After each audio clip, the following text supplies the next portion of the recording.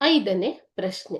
ಅಸ್ಪೃಶ್ಯತೆ ಶಿಕ್ಷಾರ್ಹ ಅಪರಾಧ ಎಂದು ತಿಳಿಸುವ ಕಾಯಿದೆ ಯಾವುದು ಅಂತ ಕೇಳಿದ್ದಾರೆ. ಆಪ್ಷನ್ಸ್ ನೋಡೋಣ. ಆಪ್ಷನ್ ಎ ಗ್ರಾಹಕ ಹಕ್ಕುಗಳ ಸಂರಕ್ಷಣಾ ಕಾಯ್ದೆ. ಆಪ್ಷನ್ ಬಿ ಅಸ್ಪೃಶ್ಯತೆ ಅಪರಾಧಗಳ ಕಾಯ್ದೆ.